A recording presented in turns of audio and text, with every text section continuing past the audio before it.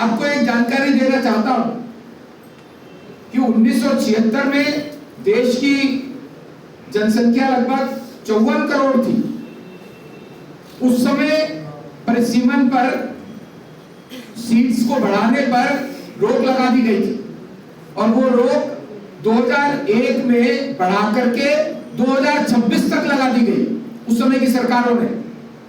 क्योंकि परिसीमन करना आवश्यक क्यों है कि देश के अंदर आज भी जो वर्तमान में हमारी लोकसभा की सीटें हैं 550 सीटें, उनमें जनसंख्या का अनुपात बहुत गड़बड़ है। कोई लोकसभा की सीट 5 लाख का वोटर है, हमारी दिल्ली में ही उत्तर पश्चिमी सीट 27 लाख वोटर है, पूर्वी दिल्ली में जहां बैठे हैं या 21.5 लाख वोटर है, कोई 5 लाख है, कोई 10 लाख है।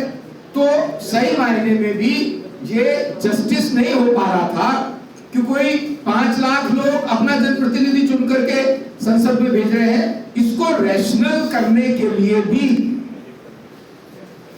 परिसीमन की आवश्यकता जरूरी थी, परिसीमन की आवश्यकता थी।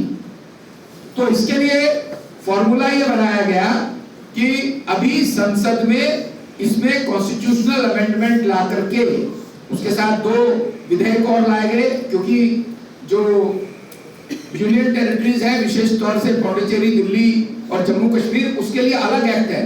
तो उसके परिसीमन के लिए भी एक अलग से उसमें अमेंडमेंट करने की आवश्यकता थी, इसलिए साथ में वो भी लाया गया। और परिसीमन के एक्ट में भी संशोधन की आवश्यकता थी, पेरेंट एक्ट के साथ जो संविधान संशोधन 131वां आ रहा था। तो परिसीमन के एक्ट में भी इसलिए तीनों एक्ट एक साथ लाए गए ताकि एक बार कंसोलिडेटेड तरीके से जनगणना, परिसीमन और महिला आरक्षण 2029 से पहले हो जाए। तो उसमें जनगणना एक सबसे बड़ा वैलिड पॉइंट था, क्योंकि जनगणना होने में समय 2 साल लग गए हैं, जनगणना प्रारंभ हुई है। इसलिए जो नया प्रावधान संसद को 33% आरक्षण 2029 से पहले मिले और 29 के लोकसभा चुनाव में मिले और उसके साथ या उसके बाद होने वाली विधानसभा चुनावों में भी 33% बहनों को नीति निर्माण में जनप्रतिनिधि बनने का मौका मिल सके, इसलिए ये तीनों विधेयक संसद में लाए गए। लेकिन जब कांग्रेस और अन्य विपक्षी दलों को, चाहे वो समाजवादी पार्टी हो, डीएमके हो, टीएमसी हो, ये सिर्फ महिलाओं को आगे बढ़ाने का ढोंग करने का काम करते रहे। इन्होंने कभी भी जब ये मौका आया, ये इस बार का मौका इतना अच्छा मौका था कि वो अपनी इंटेंशन भी दिखा सकते थे कि हम भी महिला आरक्षण के पक्ष में है। 33% हमारी बहनों की भागीदारी होती है, यह हमने सबसे पहले संगठन में स्वीकार किया। उसके बाद जब पंचायतों की बात आती है तो आज पंचायतों में और म्युनिसिपैलिटीज में, दिल्ली में भी 50% प्रतिनिधित्व हमारी मातृशक्ति करती है। और न केवल ये बात, महिलाओं को अग्रणीय भूमिका में रखना, जिसके उदाहरण बहुत स्पष्ट हैं। जैसे जब ऑपरेशन सिंदूर में आपने देखा तो हमारी 2 बहनें फ्रंट पे आकर के पूरी ब्रीफिंग में लगी, चाहे वो सोफिया कुरैशी थी या व्योमिका सिंह थी। ये दोनों हमारी डिफेंस ऑफिसर्स, एयरफोर्स के ऑफिसर्स, जिनको मौका दिया गया कि वो इतना इंपॉर्टेंट ऑपरेशन सिंदूर उसकी ब्रीफिंग मीडिया में करती थी, पूरे देश को बताती थी। केवल यही बात नहीं, आप देखिए आदरणीय निर्मला सीतारमण जी आज हमारी वित्त मंत्री हैं, लेकिन उनको सबसे पहले डिफेंस मिनिस्टर बनाया। कितना इंपॉर्टेंट पोर्टफोलियो है, आज भी जो डिफेंस मिनिस्टर का पोर्टफोलियो इतना इंपॉर्टेंट है।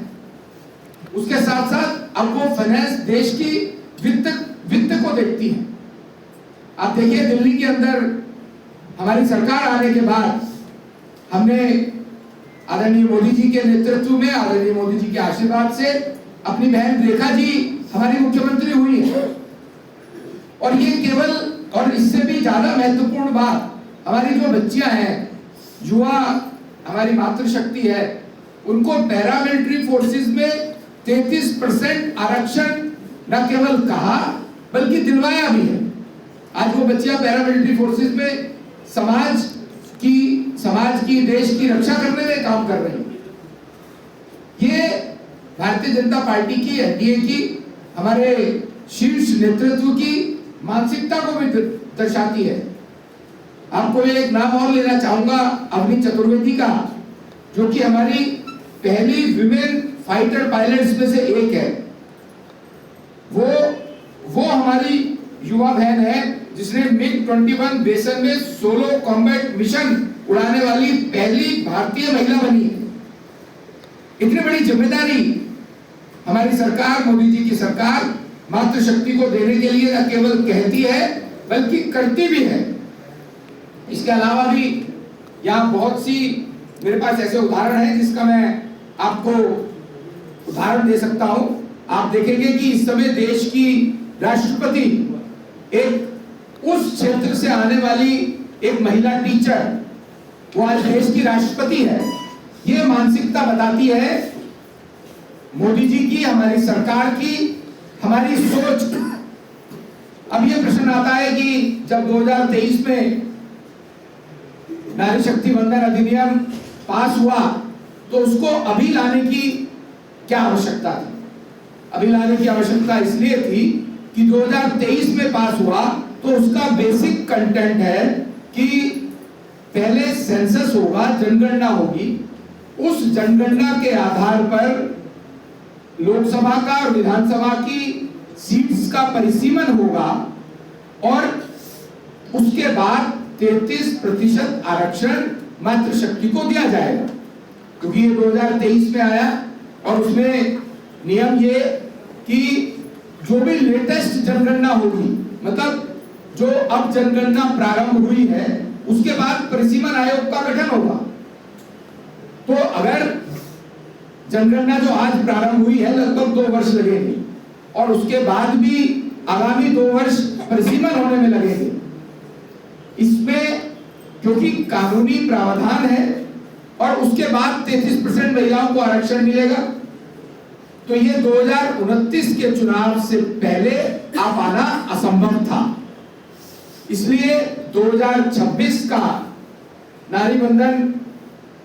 नारी शक्ति वंदन अधिनियम को पार्लियामेंट में लाया गया ताकि जब 2023 में भी विपक्ष ने उसको पास किया, लेकिन जब 2026 में इसका विरोध करते हैं, इसके पीछे उनकी ये मानसिकता दर्शाती है कि वो सही मायने में महिला विरोधी हैं। 30.887% होती, बहुत मामूली बढ़ती, लेकिन 11.11% वो बढ़ती। अगर राज्यों वार बताऊं तो कर्नाटक में वर्तमान में 543 में से 28 सांसद हैं और 50% वृद्धि के बाद ये 42 हो जाते। ये संशोधित प्रतिशत इसका 5.14 होता, पहले 5.15 था। इसी तरह आंध्र प्रदेश में वर्तमान में 25 है, नए परिसीमन के बाद 38 होते, क्योंकि प्रतिशत बढ़ता 0.05%, 4.60 था 4.65 हो जाता। तेलंगाना में भी 17 की बजाय 26 होते, प्रतिशत 3.13 से बढ़कर 3.18 होता। तमिलनाडु में 39 के स्थान पर 59 होते और प्रतिशत 7.18 के स्थान पर 7.23 होता। इसी तरह केरल में 20 के स्थान पर 30 होते और प्रतिशत 3.68 की बजाय 3.67 होता। तो मैंने जो आंकड़े आपको बताए हैं, इन आंकड़ों से भी बीच में कहा, और ये इसलिए वो चर्चा के दौरान संसद को संबोधित करने आए ताकि विपक्षी दलों को भी ये बता सके और समझा सके कि आप सब लोग भी अगर साथ होंगे तो ये किसी एक का श्रेय नहीं होगा, ये सामूहिक होगा। ऐसा नहीं होगा कि केवल एनडीए ने विधेयक लाया और पास कर दिया और श्रेय एनडीए को मिल गया। हमारे लिए मोदी जी ने स्वयं कहा, हमारे लिए श्रेय की बात नहीं है। हम वास्तविकता में अपनी बहनों को 50%, अपनी बहनों को 33% आरक्षण विधानसभा और लोकसभा में देना चाहते हैं। और ये हम कोई एहसान नहीं कर रहे, ये हमारी बहनों का हक है। अगर हमारी कोई बहन किसी बड़ी कंपनी की सीईओ हो सकती है, किसी म्युनिसिपैलिटी की मेयर हो सकती है, किसी राज्य की मुख्यमंत्री हो सकती है, अगर वो फाइटर एयरक्राफ्ट चला सकती है, अगर वो पुलिस कमिश्नर हो सकती है, तो हमारी बहन एक विधायक, एक सांसद, मंत्री या मुख्यमंत्री क्यों नहीं होनी चाहिए? ये उनका अधिकार है। ये बात स्वयं प्रधानमंत्री जी ने संसद में भी कही और स्वयं हमारे गृह मंत्री जब उन्होंने अपना वक्तव्य इस विषय में दिया तो उन्होंने इस बात को स्पष्ट किया कि जो